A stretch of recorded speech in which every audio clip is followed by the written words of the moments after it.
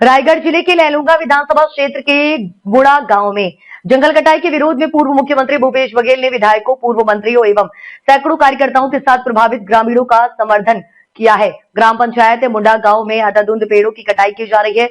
भाजपा सरकार खनिज संसाधनों को निजी उद्योगपतियों के हाथ सौंप कर आदिवासियों के जल जंगल जमीन अधिकारों की हनन कर रही है। विधानसभा सत्र के दौरान इस मुद्दे को जोरों शोरों से उठाकर भाजपा सरकार की नाकामियों को पर्दाफाश किया जाएगा।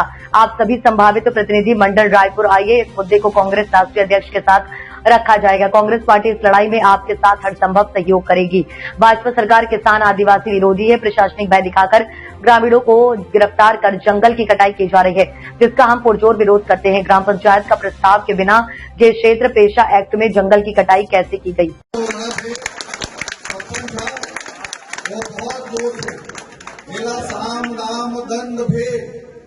डराए के काम करी, धमकाए के काम करी, लालच दे के काम करी, लेकिन तुम्हार सरपंच अडिग रहे और सब लोग भगाए के काम करी। तो जोरदार ताली जो दिन आपन के यहाँ पेड़ कटिंग हो रही है, वो दिन कांग्रेस पार्टी के नेतृत्व करत रही हमारा विद्यावती जी और एक साथी सब जिला यहाँ से जेल में डाले काम किए। हमारा सब लोग पता चली, हमारे सब विधायक पर यहाँ पहुंचे, हमारा आदरणीय प्रदेश अध्यक्ष भी यहाँ पहुंचे रही और तो हम सब जी यहाँ पहुंचे काम करें। और एक चीज मैं आपको जरूर बता, मैं आदरणीय भूपेश बघेल जी को भी बता कि यहाँ ग्राम सभा के जो प्रस्ताव करेगी से वो प्रस्ताव पूरी तरीके से फर्जी है। सही प्रस्ताव में रखे नहीं है, सब लोग बाद में तैयार किए से खावा मन के गांव में कोई संत राम राठे नहीं है। संत राम राठे के नाम से हस्ताक्षर है वो प्रस्ताव में, और एक गांव में ये पंचायत में संत राम राठे है कोई नहीं है। बताओ तो संत राम राठे का हस्ताक्षर है तो कैसे भी सही होगी? जय शंकर, हाँ गलत हो रहा, जय शंकर राठिया नहीं है भैया, नहीं है से नहीं है कोई आदमी, तो कैसे सही होगी? फर्जी तरीके से तैयार किएगी से। और ये प्रश्न हम अधिकारी लोग पूछे विद्यावती जी नहीं सामने में, विद्यावती जी के सामने हमारे गैर कलेक्टर ला कि हम सरपंच लिख के दे है कि ये प्रस्ताव फर्जी है। जब तक एक जांच नहीं हुई आगे के पेड़ कटाई को पूरी तरीके से रोक करा और वो जांच करा वो प्रस्ताव सही है कि नहीं, और अगर सही नहीं हुई तो उसके खिलाफ कार्रवाई कर जो नादानी मन भरे। आदरणीय भूपेश बघेल जी, मैं आपको एक और चीज बताना चाहूंगा। जब भी किसी पंचायत में पेड़ कटिंग होता है तो कंपनी उतना जमीन पेड़ लगाने के लिए देता है। अडानी ने जिस गांव का प्रस्ताव यहाँ देने के लिए, वहां तो खरीदी बिक्री हो नहीं सकती क्योंकि उस गांव का नक्शा ही तैयार नहीं है। इतना फर्जी काम हो रहा है, उस गांव का प्रस्ताव तो बन ही नहीं सकता। उस गांव में खरीदी बिक्री हुई नहीं है पिछले कई सालों से, और वहां का प्रस्ताव दिया गया है, सरकारी जमीन कर दिया गया है। इस तरह से फर्जी काम कर रहे हैं अडानी जी, और इसको रोकने के लिए अगर कोई शक्ति यहाँ खड़ी है आज आप लोगों के बीच में, तो कांग्रेस पार्टी की शक्ति है, आप लोगों की शक्ति है, आपके सरपंच की शक्ति है, हरियर भैया की शक्ति है, वो माता जी की शक्ति है। ये शक्ति हम मिलकर लड़ रही है और हम लोग लड़ते रहेंगे आप लोगों के साथ देने के लिए, हमेशा तैयार है इसके लिए। आदरणीय भूपेश बघेल जी आज यहाँ पहुंचे, भारतीय जनता पार्टी आरोप लगाती है कांग्रेस के ऊपर, इनके सांसद आरोप लगाते हैं कि ये प्रस्ताव तो कांग्रेस के समय में हुआ है। अरे भैया, ये आरोप लगाने वालों को बोलूंगा कि ये इनके कार्यकाल में 75 वन अधिकार पट्टा आप सबको दिया गया था कि नहीं? दिया गया था कि नहीं? अरे तो ये जो पट्टा देने वाला आपका पेड़ कटिंग कैसे करेगा? ये आप सोचो, कैसे करेगा पट्टा देने वाला?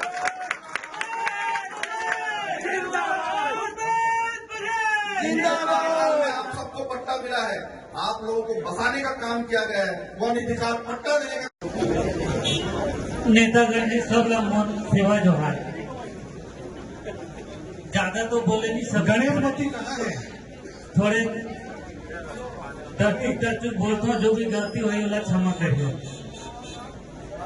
तो हमारे गांव के दुख दर्द ऐसे है जो हमारे रोए आंसू हर सुखा जाते हैं। तो आज हमारे बीच में हमारे आंसू ला हमारे दुख दर्द ला पूछे बर हमारे काकाई ने हमारे छत्तीसगढ़ के माननीय हमारे बघेल जी और तो मैं उमन ला कहना चाहूँ कि हमारे पंचायत में विकास के नाम पर पूरा विकास ला रोक दिए जिसे एक कंपनी के चलते जो पीएम आवास है ओला भी पूरा रोक दिया जिसे जो कॉन्ट्रैक्टिंग है ओला रोक दिया जिसे पूरा जो विकास कार्य है ओला रोक दिया जिसे और यहाँ बड़े बड़े बिल्डिंग बनाया जाते कावर ओला कावर रोक नहीं लगे और हमारे जंगल जमीन ला हमन बचाए बर आज 5 महीना ले हमन ये धूप में आमा के तरी में हमारे जबकि दीदी बहनी मन बैठ के पूरा खड़े धूप में पूरा बैठ के आज जंगल बचाए के पूरा कोशिश करें। लेकिन आज ये भाजपा सरकार माँ के नाम पे एक पेड़ लगाते और बुआ के नाम में सब जंगल लगाता थे और ऐसे सरकार ला धिक्कार है जो छत्तीसगढ़ महतारी के जयकारा बुला थे और छत्तीसगढ़ के महतारी के इज्जत लूटा थे। ऐसे सरकार ला खूब कर मर जाना चाहिए। तो आज हमार जंगल एसडीएम साहब यहाँ फरमान जारी करे से जंगल ला काटे बर और यहाँ हमार ग्राम पंचायत ले न तो सूचना दी से न ही हमार पंचायत में कोई प्रकार से चिट्ठी दी से और यहाँ पेड़ काटे बर चालू कर दी से जो हम बोला देखे न गे हन और एसडीएम साहब ले भी एक दिन बात हुई से मैं पूछे हो कि साहब कोई ये जिम्मेदार अधिकारी थे यहाँ की नहीं हो जो बिना पंचायत में बिना नोटिस दिए ते हमारे जंगल ला काटे हस तो कई मोर ले गलती हो गई तो जिसे जिम्मेदार अधिकारी जब गलती करत है तो हमारे जिसे आदमी मन के अब का होई करके मोला सवाल करे हो तब वो कहीं से कि और मैं स्पष्ट लिखी से जो जंगल काटे बर आवेदन निकाली से देने कि जंगल कटने से पहले 2 दिन पहले पंचायत में मीटिंग कराइए और पंचायत वालों से की सहमति से जंगल को कटवाइए करके लिखी से तो ये कहते कैसे लिखे आज और पहले कैसे थे कटवाए इसका बोला मैं कहे हूँ पूछे हो तो कही कि मैं वकील गलती होगी मोर ले और मैं कटवादारी करी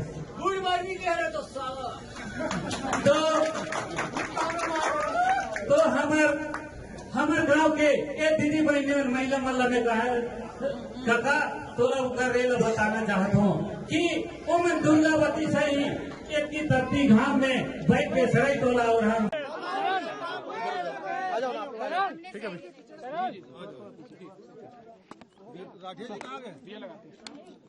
योगेश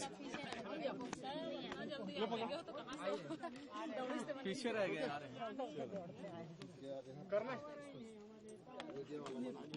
रायगढ़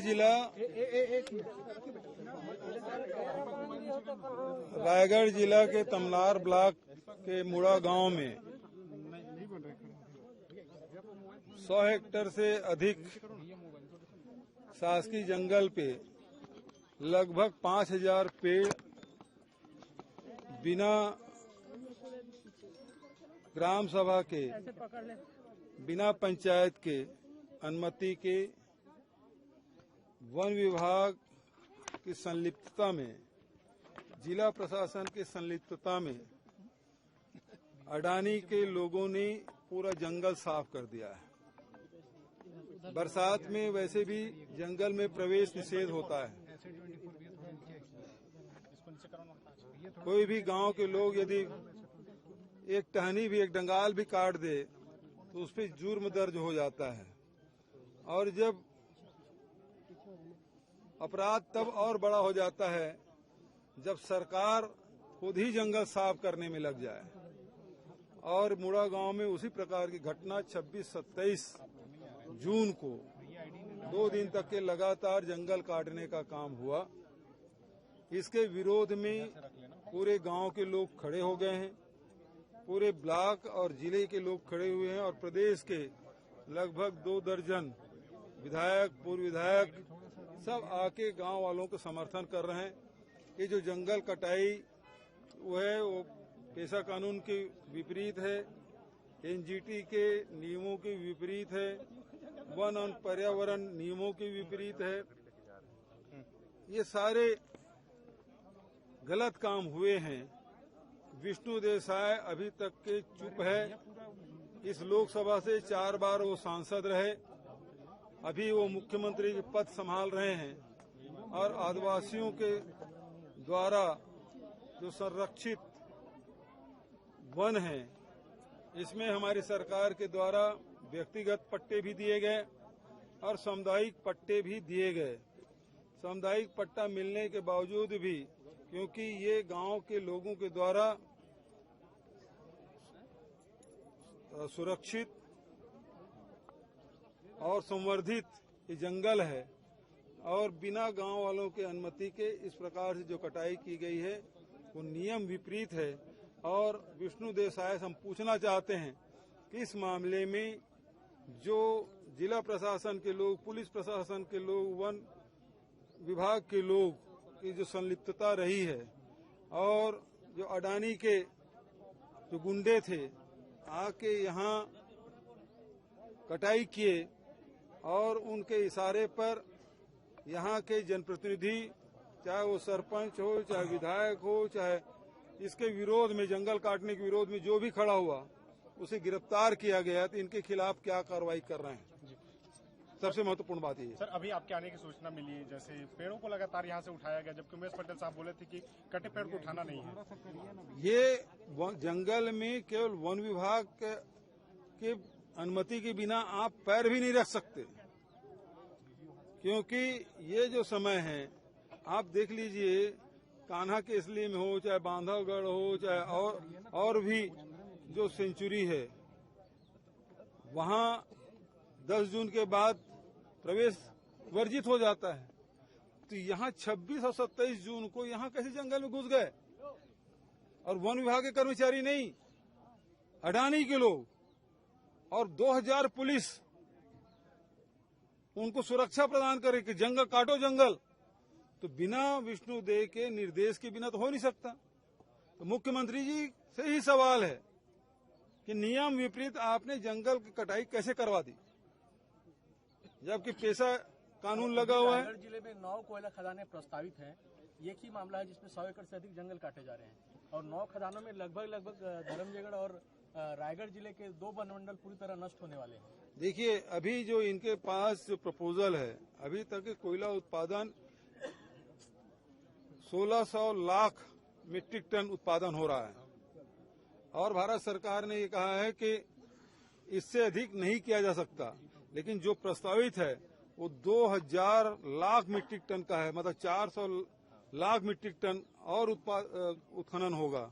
तो ये पूरा जो एरिया है वो पूरा खदानों में परिवर्तित हो जाएगा, कोयला से और ओवरबर्डन से पट जाएगा, जिससे हमारे पर्यावरण की बड़ी क्षति होगी। विधानसभा सत्र शुरू होने वाला है, ये इस मुद्दे को लेकर कांग्रेस किस स्टैंड पे दिखेगी वहाँ पे? निश्चित रूप से इस मामले को देखिए, विधानसभा के लिए बहुत सारे मुद्दे हैं, जिसमें अभी खेती किसानी के समय है, किसानों को खाद नहीं मिल रहा है, अभी शाला प्रवेश का सीजन है, बच्चों को काफी पुस्तक नहीं मिल रहा है, 10,400 से अधिक स्कूल बंद कर दिए गए हैं।